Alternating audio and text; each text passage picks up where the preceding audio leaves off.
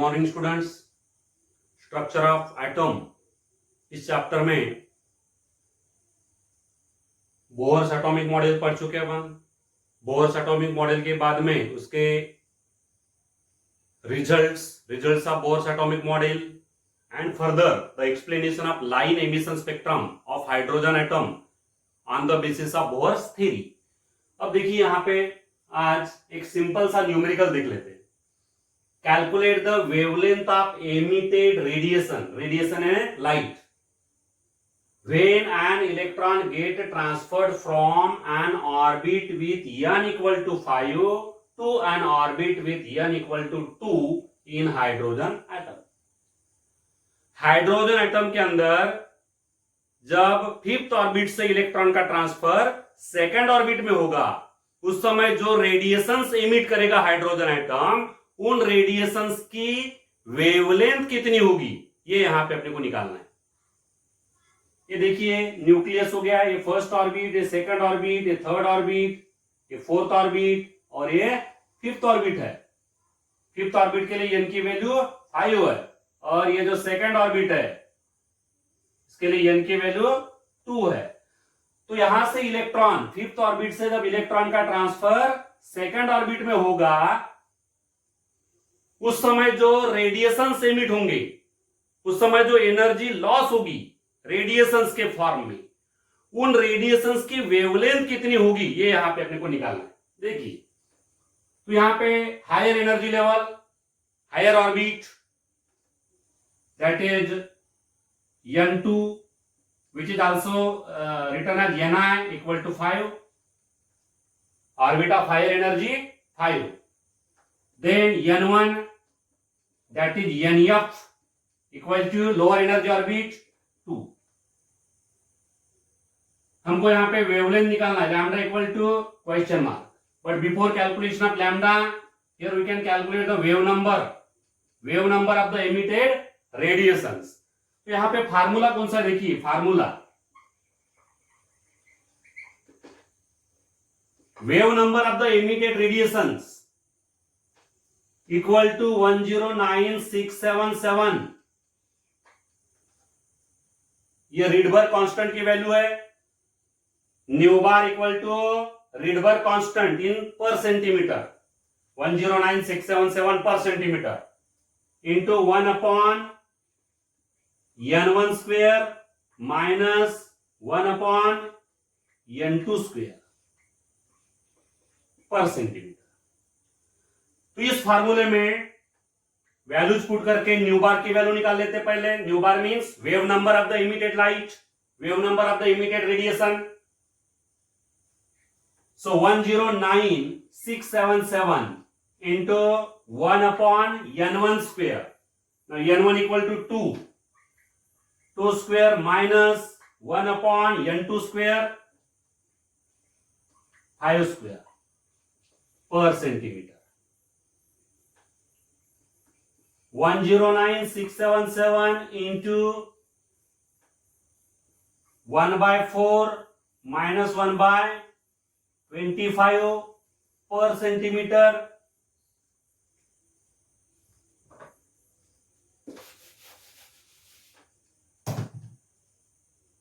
Further, when we solve this, nu bar will be equal to 109677 21 upon 100 per centimeter। This will be 21 upon 100 on multiplication and division by 100। Here we get nu bar equal to 23032.17 per centimeter। So this is the value of nu bar। Nu bar की value, wave number की value मिल चुकी है अपने को। By using this nu bar we can calculate the wavelength। अब देखिए wavelength और न्यू बार यानी वेव नंबर के बीच में रिलेशन कैसा है। But here wavelength lambda equal to reciprocal of nu bar, because nu bar is a reciprocal of wavelength, therefore wavelength will be reciprocal of nu bar।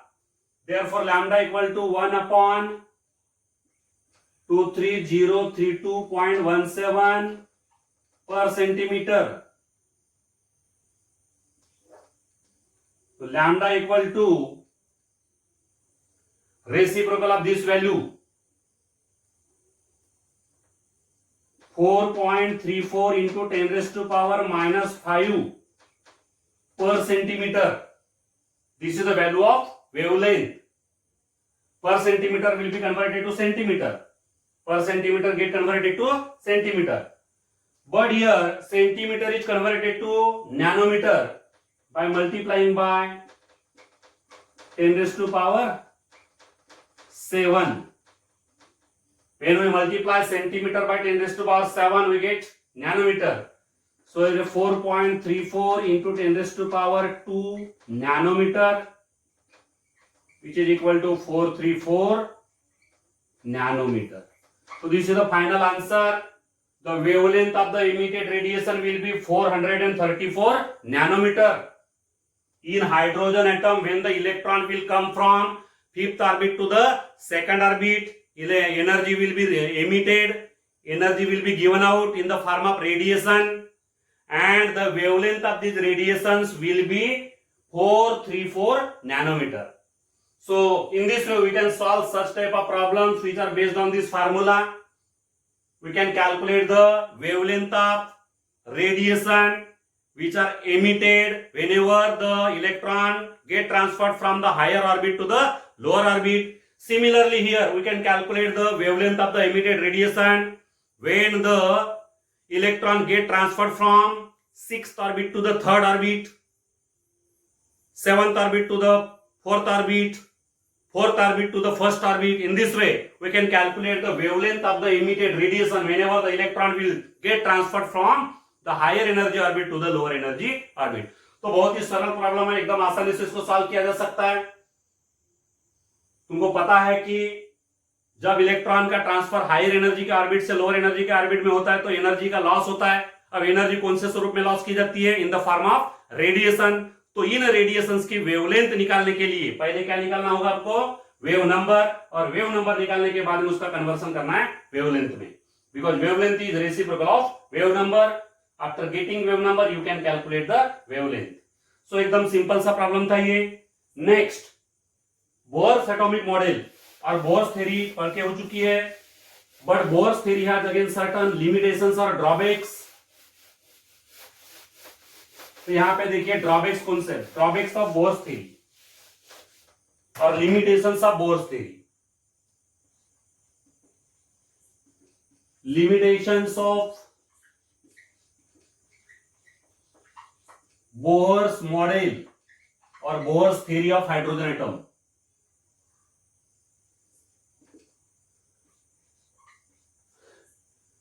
Bore ने जो atomic model suggest किया है, atom के लिए जो structure suggest किया Bohr ने, that model of atom is applicable for only hydrogen atom और it is also applicable for the hydrogen like species. अब यहां पे हाइड्रोजन लाइक स्पीसीज यानी क्या? Hydrogen like species means the species that is the ions which have the single electron like the hydrogen.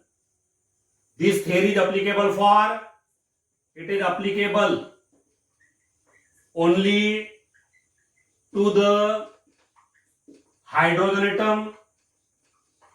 Hydrogen atom के लिए theory applicable है and hydrogen like species. यहां पे हाइड्रोजन लाइक स्पीसीज का मतलब होता है जिन स्पीसीज के अंदर सिंगल इलेक्ट्रॉन है, जैसे helium single positive, lithium double positive, beryllium triple positive, boron 4 positive. इन सभी के अंदर हाइड्रोजन एटम के जैसे सिंगल इलेक्ट्रॉन हैं. मतलब ये भी क्या हो गए? These are the hydrogen like species. और ये हाइड्रोजन लाइक स्पीसीज जितने भी है उनको बोर्स एटॉमिक मॉडल एप्लीकेबल होगा, but it is not applicable to the other atoms. The Bohr's theory or Bohr's model of atom is not applicable to the other atoms which contain more than one electron. More than one electron जिसके अंदर है, ऐसे species के लिए या ऐसे atom या ion के लिए बोहर का मॉडल यूजफुल नहीं है। बोहर का एटॉमिक मॉडल किसके लिए यूजफुल है? फॉर द एटम और the ion containing a single electron only. Hydrogen atom के अंदर सिंगल इलेक्ट्रॉन है, ये जो स्पीसीज यहां पे लिखे गए इनके अंदर भी सिंगल इलेक्ट्रॉन है, तो ऐसे जो स्पीसीज है उनके लिए ही बोहर्स का एटॉमिक मॉडल यूजफुल है। Second, Bohr's atomic model cannot explain the finer structure of emission spectrum, finer lines in the emission spectrum of hydrogen atom. Hydrogen का जब एमिशन स्पेक्ट्रम बाद में स्टडी किया गया बोहर के बाद में भी कुछ लोगों ने हाइड्रोजन का जो एमिशन स्पेक्ट्रम है वो स्टडी करके देखा, तो हाइड्रोजन का एमिशन स्पेक्ट्रम स्टडी करने के बाद में ये पता चल रहा है कि यहां पे जो लाइंस है एमिशन स्पेक्ट्रम में, हर एक लाइन का फर्दर यहां पे स्प्लिटिंग हुआ है। Every line is further divided और स्प्लिटेड। देखिए यहां पे हर एक लाइन का फर्दर डिवीजन होता है। Every line is further divided into number of lines. ये इस लाइन का डिवीजन हो गया, इस लाइन का डिवीजन हो गया, इस तरह से हर एक लाइन का यहां पे डिवीजन हो रहा है। This finer structure of emission spectrum of hydrogen atom was not explained by Bohr's atomic model. Bohr ने क्या एक्सप्लेन कर पाया? सिर्फ line spectrum of hydrogen atom. Line spectrum of hydrogen atom, this is the line spectrum of hydrogen atom. It was explained by the Bohr's theory, but Bohr could not explain. Bohr's model could not explain why each line in the emission spectrum is further divided or further splitted into number of closely spaced lines. देखिए यहां पे हर एक line का फिर से division हुआ है, हर एक लाइन का ब्रेकडाउन हुआ है, स्प्लिटिंग हुआ है, डिवाइड हुई है हर एक line. Every line is divided further. हर एक लाइन का डिवीजन होने के कारण यहां पे नंबर ऑफ लाइंस दिखाई दे रही है। तो ये जो हाइपर फाइन स्ट्रक्चर है, ये हाइपर फाइन स्ट्रक्चर को हाइड्रोजन एटम का जो हाइपर फाइन स्पेक्ट्रम है उसको बोहर का मॉडल एक्सप्लेन नहीं कर पाया। Bohr's model of hydrogen atom, Bohr's theory cannot explain the finer structure of the emission spectrum of hydrogen atom. Then third, Bohr's model cannot explain the splitting of the spectral lines in presence of magnetic field as well as in presence of electric field. ये जो hydrogen atom है, hydrogen atom को magnetic field में रखने के बाद में, देखिए यहां पे हाइड्रोजन एटम, ये हाइड्रोजन एटम को मैग्नेटिक फील्ड में रखा गया और मैग्नेटिक फील्ड में रखने के बाद में यहां पे जब इसका एमिशन स्पेक्ट्रम स्टडी किया गया, इसका जब एमिशन स्पेक्ट्रम देखा गया तो ये पता चला कि एमिशन स्पेक्ट्रम के अंदर ये जो लाइंस है, इन लाइंस का ब्रेकडाउन हुआ है, डिवीजन हुआ है। Every line is divided here, every line is divided और splitted. The splitting of the spectral lines in presence of magnetic field was not explained by the Bohr's model. Bohr के model के द्वारा, Bohr के theory के द्वारा इसका कारण explain नहीं किया गया. एमिशन स्पेक्ट्रम के अंदर जो जितनी भी लाइंस दिखाई दे रही है, हर एक लाइन का फर्दर डिवीजन क्यों हुआ, हर एक लाइन का फर्दर ब्रेकडाउन क्यों हुआ है, स्प्लिटिंग क्यों हुई है, ये बोहर्स के मॉडल के द्वारा एक्सप्लेन नहीं हो सका. और ये जो स्प्लिटिंग है मैग्नेटिक फील्ड के प्रेजेंस में, एमिटेड लाइंस का, एमिशन स्पेक्ट्रम में जो लाइंस है, स्पेक्ट्रल लाइंस है, इस स्पेक्ट्रल लाइंस का जो डिवीजन हो रहा है, इसको बोला जाता है झीमन इफेक्ट. झीमन इफेक्ट. तो ये झीमन इफेक्ट का जो कारण है वो बोहर थ्योरी के द्वारा एक्सप्लेन नहीं किया गया. Similarly when the hydrogen atom is placed in the electric field, अब देखिए मैग्नेटिक फील्ड के जगह पे इलेक्ट्रिक फील्ड रखा गया. Hydrogen atom is now placed in the electric field, और इलेक्ट्रिक फील्ड में हाइड्रोजन को रखने के बाद में उसका जब स्पेक्ट्रम स्टडी किया गया हाइड्रोजन एटम का, तो यहां पे हर एक स्पेक्ट्रल लाइन का फर्दर डिवीजन हो गया. Every line is further divided. It was seen that every line is further divided. हर एक लाइन का फिर से डिवीजन हो गया, वहां पे हर एक लाइन की स्प्लिटिंग हो गई. See here the splitted lines. ये जो लाइंस दिखाई दे रही है, इस एक सिंगल लाइन के अंदर इतनी लाइंस है, मतलब हर एक लाइन का डिवीजन हुआ. Every line is further divided. यहां पे हर एक लाइन का फिर से डिवीजन हो रहा है. And this division of the spectral lines in presence of electric field is known as the Stark effect. इसका नाम है स्टार्क इफेक्ट. तो ये झीमन इफेक्ट और स्टार्क इफेक्ट, ये दोनों जो इफेक्ट है, इनका दोनों का जो कारण क्या है, ये बोर की थ्योरी एक्सप्लेन नहीं कर पाई. Bohr's model could not explain the Zeeman effect and Stark effect. तो Zeeman effect और Stark effect का मतलब एकदम आसान है. Zeeman effect and Stark effect is nothing but the splitting of the spectral lines of the spectrum of hydrogen atom in presence of magnetic field and electric field is respectively known as the Zeeman effect and Stark effect. Magnetic field के अंदर hydrogen को रखने के बाद में यदि spectral lines का division हो रहा है तो इसको झीमन इफेक्ट बोला जाएगा. इलेक्ट्रिक फील्ड के अंदर हाइड्रोजन को रखने के बाद में यदि इसके स्पेक्ट्रल लाइन का फर्दर डिवीजन हो रहा है तो इसको स्टार्क इफेक्ट बोला जाएगा. तो दोनों इफेक्ट बोर के थ्योरी के द्वारा एक्सप्लेन नहीं हो पाए. Then the next,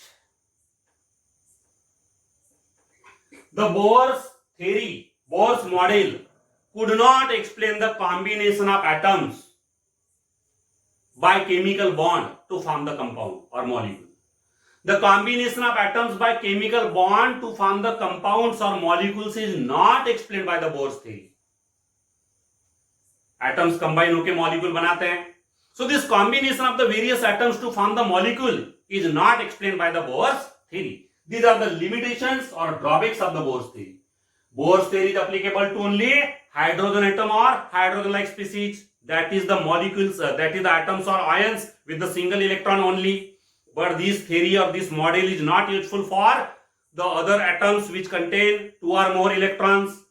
Further, the hyperfine structure of the emission spectrum of hydrogen atom could not be explained by the Bohr's theory.